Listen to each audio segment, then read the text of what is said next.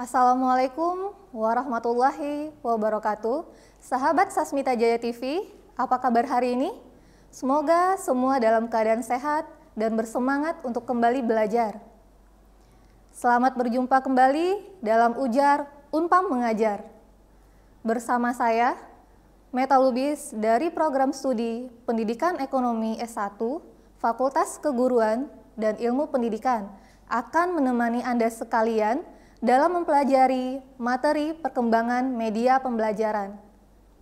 Materi ini akan disajikan sampai beberapa video ke depan, jadi tetap bersemangat bersama kami dan jangan sampai terlewatkan. Tonton terus di Sasmita Jaya TV, berbagi untuk negeri.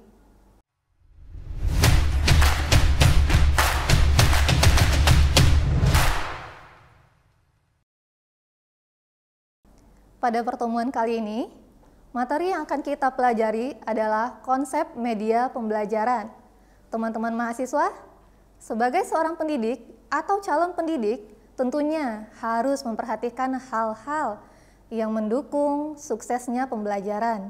Di antaranya, strategi pembelajaran, pendekatan, metode, dan model pembelajaran. Saya yakin sahabat ujar sudah ahli dalam hal tersebut. Namun, ingat, ada satu hal yang tak kalah penting yang juga harus kita siapkan untuk mendukung pembelajaran, yakni media pembelajaran. Dahulunya, saat orang tua kita belajar, guru mengajar menggunakan alat bantu hanya papan tulis. Nah, papan tulis inilah yang dikatakan sebagai media pembelajaran. Namun, dengan perkembangan iptek, banyak media yang dapat dihadirkan untuk membantu mencapai tujuan pembelajaran secara semaksimal mungkin. Untuk mengetahui detail tentang media pembelajaran, mari sahabat ujar kita simak pembahasan berikut.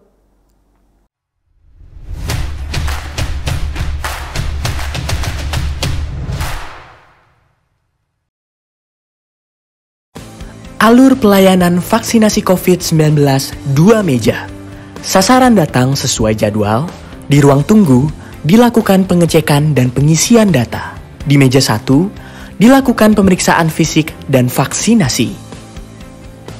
Di meja 2, pencatatan dan observasi selama 15 menit. Ayo ikut vaksinasi COVID-19, aman dan berkualitas.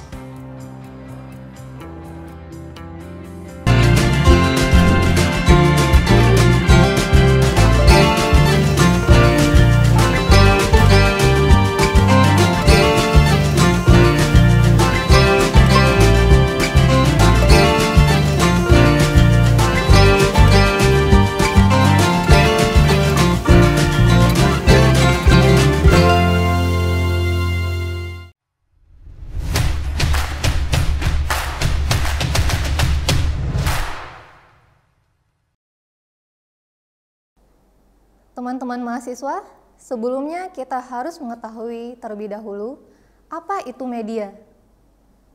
Media adalah semua alat bantu yang digunakan sebagai penyampai pesan dari guru kepada siswa dengan tujuan untuk mencapai tujuan pembelajaran yang telah ditetapkan.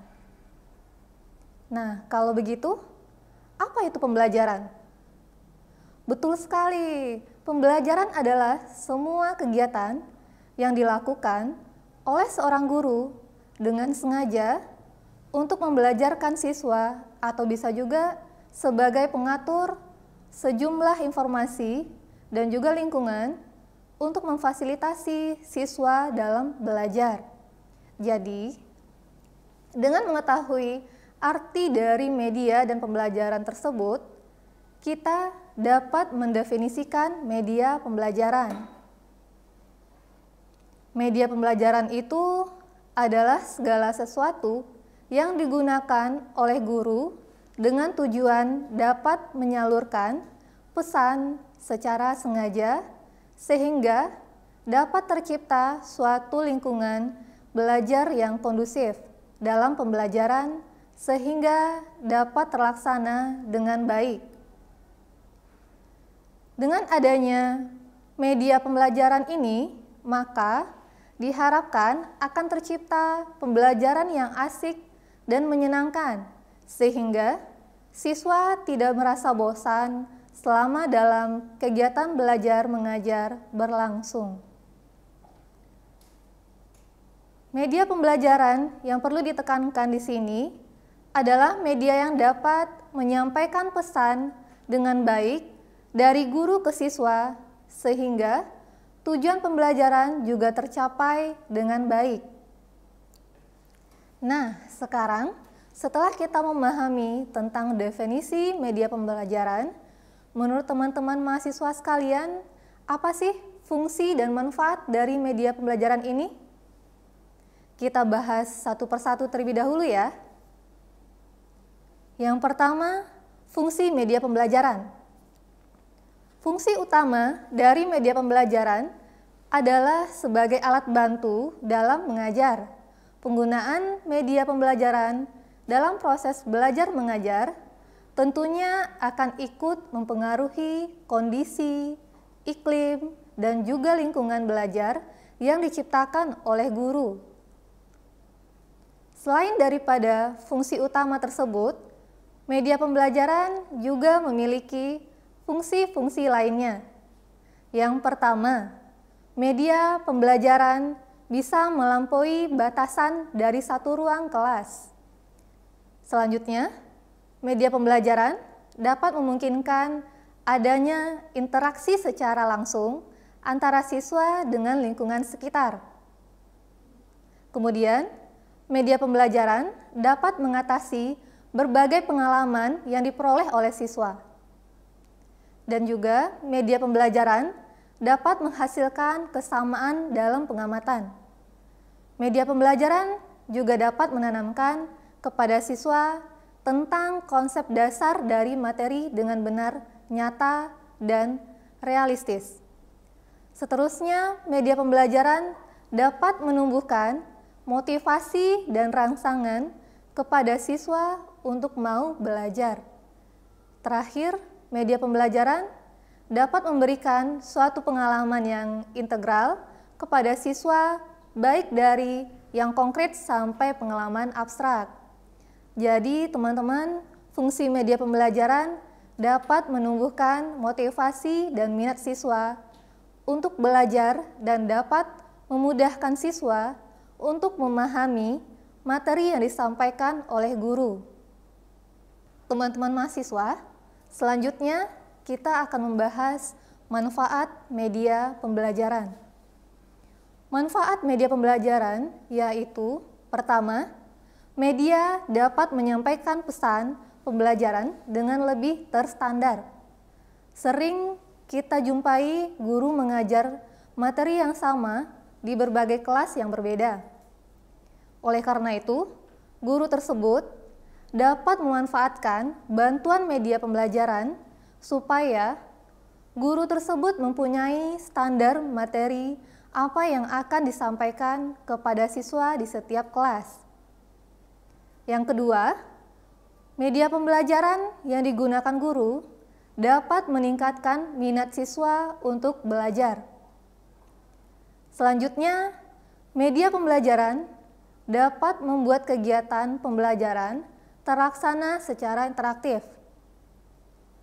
Kemudian, manfaat yang keempat, media pembelajaran dapat memperpendek waktu pelaksanaan pembelajaran. Misalnya, materi pembelajaran yang akan diajarkan mengenai kebutuhan, maka guru cukup memperlihatkan foto mengenai berbagai jenis kebutuhan manusia, atau film yang menggambarkan mengenai aktivitas manusia dari bangun tidur sampai mereka tidur lagi, sehingga di dalamnya bisa digambarkan secara jelas apa yang menjadi kebutuhan manusia. Yang kelima, media pembelajaran dapat meningkatkan kualitas dari pembelajaran tersebut. Dan yang keenam, media pembelajaran dapat membuat pembelajaran berlangsung di mana dan kapan saja tanpa terbatas ruang dan waktu. Selanjutnya, teman-teman mahasiswa, manfaat media pembelajaran yang ketujuh, media pembelajaran memungkinkan dapat membentuk sikap positif siswa terhadap materi pembelajaran yang akan diajarkan. Seperti yang sudah dijelaskan di awal, bahwa media pembelajaran dapat membuat kegiatan pembelajaran menjadi menyenangkan, sehingga siswa tidak akan bosan selama kegiatan pembelajaran berlangsung. Hal ini tentu akan meningkatkan minat siswa dalam belajar pembelajaran tersebut. Oleh karena itu, kegiatan pembelajaran dapat berlangsung dengan baik dan terus ditingkatkan. Yang kedelapan, media pembelajaran dapat membuat peran guru berubah arah yang positif. Hal ini terjadi karena guru dituntut untuk bisa membuat pembelajaran menjadi menyenangkan, sehingga guru akan terus berusaha, salah satunya dengan menggunakan media pembelajaran sesuai dengan materi yang akan diajarkan dan situasi kondisi kelas. Ini membuat guru menjadi selalu aktif, membuat terobosan baru dengan tujuan meningkatkan pembelajaran dengan maksimal. Dan yang kesembilan, media pembelajaran dapat memperbesar perhatian siswa terhadap kegiatan pembelajaran secara langsung. Yang ke-10, media pembelajaran dapat memberikan pengalaman yang nyata kepada siswa dan menumbuhkan kegiatan usaha secara mandiri. Misalnya, dengan video tutorial yang diberikan oleh guru tentang strategi bisnis bisa diaplikasikan langsung dalam kehidupan keseharian siswa. Dan yang terakhir, media pembelajaran juga dapat memberikan pengalaman yang tidak dengan mudah diperoleh dengan cara lain, praktek nyata dalam kehidupan sehari-hari dengan bantuan media pembelajaran yang ada, tidak akan diperoleh dengan pelaksanaan pembelajaran yang hanya disampaikan secara ceramah, materi dari guru ke siswa secara satu arah. Tentu siswa akan merasa bosan dan pembelajaran kurang bermakna. Baiklah teman-teman mahasiswa, kini kita lanjutkan materi dengan membahas ciri-ciri media pembelajaran.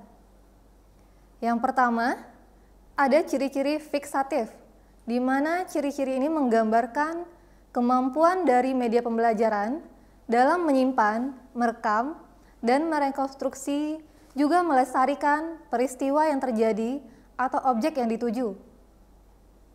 Sementara itu, peristiwa ataupun objek yang dimaksudkan dapat diurutkan dan disusun lagi dengan media. Dalam hal ini, media fotografi, audio tape, video tape, dan disket komputer, serta film. Selanjutnya, ada ciri manipulatif. Pada ciri manipulatif, transformasi suatu peristiwa ataupun objek dimungkinkan. Adapun peristiwa yang terjadi selama berhari-hari dapat disajikan kepada peserta didik hanya dalam kurun waktu beberapa menit dengan teknik time-lapse recording. Misalnya, guru ingin mengajarkan mengenai perubahan dari larva menjadi kepompong, lalu menjadi kupu-kupu. Semua itu dapat dipercepat dengan cara menggunakan teknik rekaman fotografi. Yang ketiga, atau ciri-ciri terakhir, yaitu ciri-ciri distributif. Pada ciri ini, dapat kita ketahui bahwa media pembelajaran memungkinkan suatu peristiwa atau objek dari kejadian yang terjadi dapat ditransformasikan lewat ruang. Dengan demikian, secara bersama-sama, kejadian tersebut dapat disajikan terhadap sebagian besar siswa yang ada berdasarkan stimulus pengalaman yang dianggap relatif sama dari peristiwa tersebut. Dan pada saat sekarang ini, dengan kecanggihan iptek, kita dapat melihat bahwa penyebaran media dapat menjangkau wilayah secara luas. Contohnya, rekaman mengenai suatu peristiwa dalam bentuk video dapat disebarluaskan ke seluruh pelosok sesuai dengan yang diinginkan dan kapanpun. Baik teman-teman, tetap semangat ya, karena pembahasan selanjutnya adalah klasifikasi media pembelajaran. Setiap media pembelajaran mempunyai klasifikasi yang ada pada setiap jenisnya, yaitu pertama, media pembelajaran dilihat dari segi tampilan seperti media visual, contohnya gambar, foto, sketsa, diagram, peta, globe, dan lainnya. Selanjutnya, media audio. Contohnya ada radio, ada tape recorder, ada juga laboratorium bahasa. Yang ketiga, media kinestetik. Contohnya bisa kita lakukan demonstrasi, dramatisasi, karya wisata, simulasi, dan banyak lainnya. Selanjutnya, yang kedua, kita dapat melihat media pembelajaran dari penggunaannya, seperti media proyeksi, contohnya ada OHP, film, proyektor tidak tembus pandang, dan yang kedua, media non-proyeksi, contohnya ada wallsheet, buku cetak, dan papan tulis.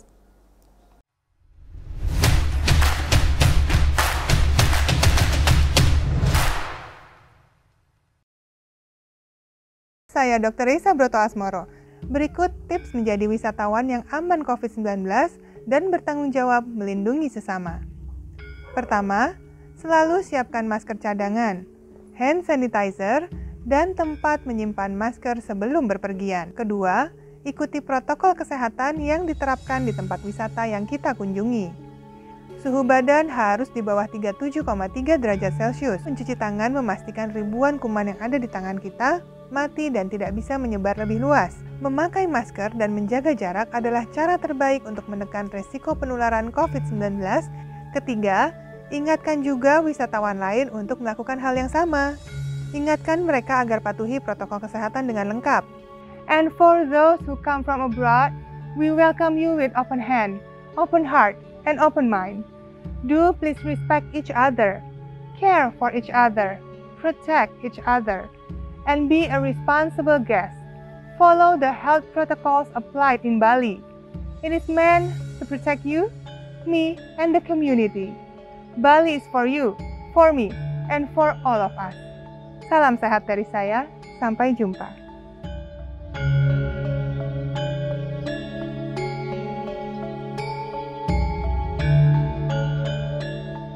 Ibu pergi dulu ya. Arisan sih emang seru, walaupun sudah divaksinasi, tapi resiko berkerumunnya itu loh. Benar, hindari kerumunan. Ingat protokol kesehatan. Ayah nggak pakai masker. Ayah kan udah divaksinasi. Walaupun sudah divaksinasi, protokol kesehatan tetap kudu dilaksanakan. Benar, tetap pakai masker. Ikuti protokol kesehatan. Cuci tangan dulu. Kakak kan sudah divaksinasi. Tapi protokol kesehatan tetap kudu dilakukan. Sudah vaksinasi, protokol kesehatan harus tetap dilaksanakan. Tetap disiplin dengan protokol kesehatan 5M.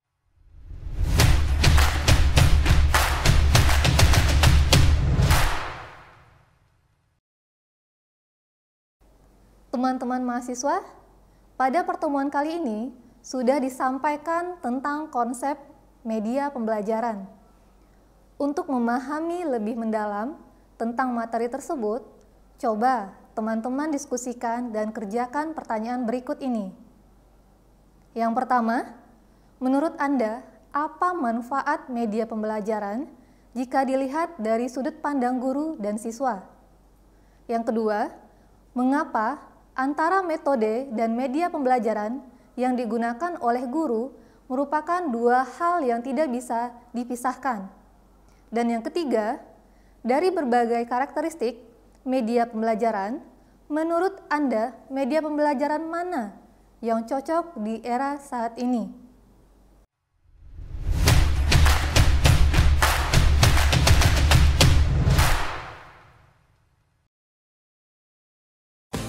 Alur pelayanan vaksinasi COVID-19 2 meja. Sasaran datang sesuai jadwal, di ruang tunggu dilakukan pengecekan dan pengisian data. Di meja 1, dilakukan pemeriksaan fisik dan vaksinasi. Di meja 2, pencatatan dan observasi selama 15 menit. Ayo ikut vaksinasi COVID-19, aman dan berkualitas.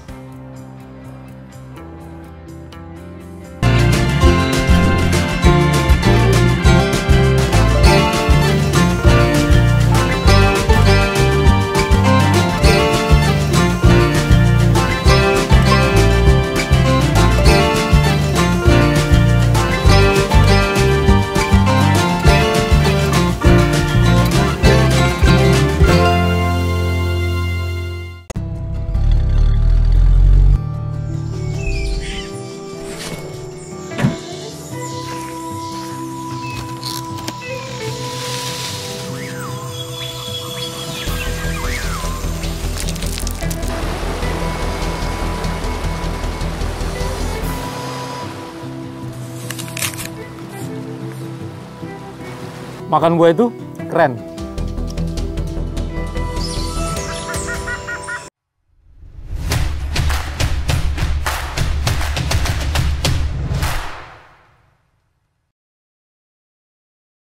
Baiklah teman-teman mahasiswa, setelah mempelajari pengertian, fungsi, manfaat, ciri-ciri, hingga klasifikasi media pembelajaran, maka dapat disimpulkan bahwa media pembelajaran merupakan segala macam alat yang dapat membantu dalam proses belajar mengajar agar tercapai tujuan pembelajaran secara maksimal, dan dengan media pembelajaran, guru dapat menjangkau keseluruhan siswa dimanapun mereka berada, serta mampu memotivasi semangat belajar siswa.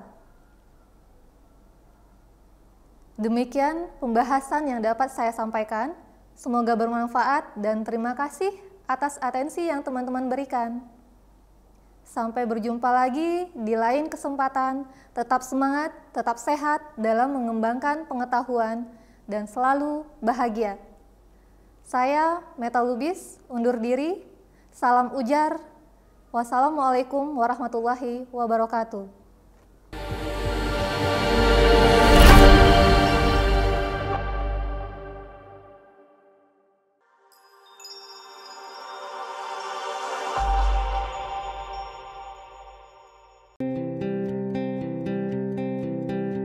Thalassemia adalah penyakit kelainan darah, di mana umur darah 2-4 kali lebih pendek dibanding darah normal.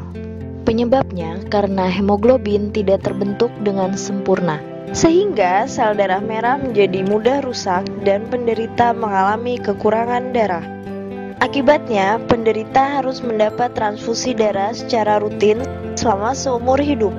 Jika satu orang bisa donor darah 4 kantong dalam 1 tahun, setidaknya dibutuhkan 12 orang untuk mencukupi kebutuhan darah penderita thalassemia selama 1 tahun. Faktanya, setiap 250 ml darah yang ditransfusikan akan membawa sekitar 250 mg zat besi, sedangkan untuk kebutuhan normal tubuh hanya 1-2 mg per hari. Akibatnya, terjadi penumpukan zat besi dalam tubuh dan bisa menyebabkan gagal jantung, pembekakan hati, dan limfa. Setiap 3 jam ada 1 anak yang menderita thalassemia. Dalam 1 tahun diperkirakan akan ada 2.500 anak yang menderita thalassemia. Angka ini akan terus bertambah setiap tahunnya. Diperkirakan tahun 2020 nanti lebih dari 20.000 anak Indonesia menderita thalassemia. Ini 2 kali lipat dari jumlah kelahiran bayi di Indonesia setiap hari, atau hampir 4 kali lipat dari jumlah penderita thalassemia saat ini. Thalassemia terbagi menjadi 2, thalassemia mayor dan thalassemia minor. Thalassemia mayor adalah orang yang menderita penyakit thalassemia, sedangkan thalassemia minor hanya sebagai pembawa gen thalassemia dengan gejala anemia ringan, sehingga mereka tidak perlu pengobatan thalassemia. Secara fisik, pembawa thalassemia tidak dapat dibedakan dengan manusia yang memiliki sel darah normal. Mereka bisa bekerja, menikah, dan melakukan aktivitas lainnya, bahkan mampu mendonorkan darah.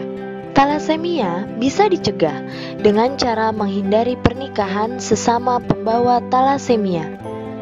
Bagaimana cara mendeteksinya? Satu-satunya jalan adalah dengan screening darah untuk mengetahui apakah normal atau pembawa talasemia. Bagaimana mekanisme penurunannya? Talasemia diturunkan dari orang tua kepada anaknya. Jika sesama talasemia mayor menikah, mereka akan melahirkan 100% anak talasemia mayor. Jika talasemia mayor menikah dengan pembawa talasemia, maka akan melahirkan 50% anak talasemia mayor. Jika sesama pembawa talasemia menikah, maka akan melahirkan 25% anak talasemia mayor. Akan tetapi, jika pembawa talasemia menikah dengan pasangan normal, maka tidak akan melahirkan anak talasemia mayor. Begitu juga jika talasemia mayor menikah dengan pasangan normal. Di Indonesia, 6-10 dari 100 orang adalah pembawa talasemia. Jika penduduk Indonesia berjumlah 200 juta jiwa, maka ada 20 juta orang pembawa talasemia. Ini setara dengan jumlah penduduk Yogyakarta 7 kalinya.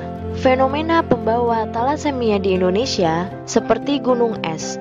Masih sedikit yang sudah terdeteksi, sisanya masih banyak yang belum diketahui. Ayo, screening darahmu sekarang. Saya Dr. Risa Broto Asmoro. Berikut tips menjadi wisatawan yang aman COVID-19 dan bertanggung jawab melindungi sesama. Pertama, selalu siapkan masker cadangan, hand sanitizer, dan tempat menyimpan masker sebelum berpergian. Kedua, ikuti protokol kesehatan yang diterapkan di tempat wisata yang kita kunjungi. Suhu badan harus di bawah 37,3 derajat Celcius. Mencuci tangan memastikan ribuan kuman yang ada di tangan kita mati dan tidak bisa menyebar lebih luas. Memakai masker dan menjaga jarak adalah cara terbaik untuk menekan resiko penularan COVID-19. Ketiga, ingatkan juga wisatawan lain untuk melakukan hal yang sama. Ingatkan mereka agar patuhi protokol kesehatan dengan lengkap. And for those who come from abroad, we welcome you with open hand, open heart, and open mind. Do please respect each other, care for each other, protect each other, and be a responsible guest. Follow the health protocols applied in Bali. It is meant to protect you, me, and the community. Bali is for you, for me, and for all of us. Salam sehat dari saya, sampai jumpa.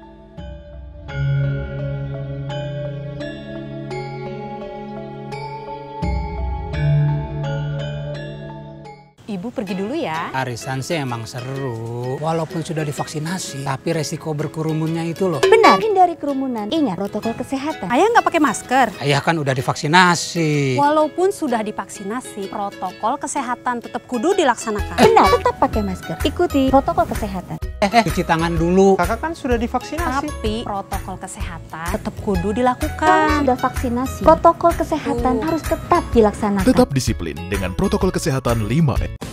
Alur pelayanan vaksinasi COVID-19 2 meja. Sasaran datang sesuai jadwal, di ruang tunggu dilakukan pengecekan dan pengisian data. Di meja 1 dilakukan pemeriksaan fisik dan vaksinasi. Di meja 2 pencatatan dan observasi selama 15 menit. Ayo ikut vaksinasi COVID-19, aman dan berkualitas.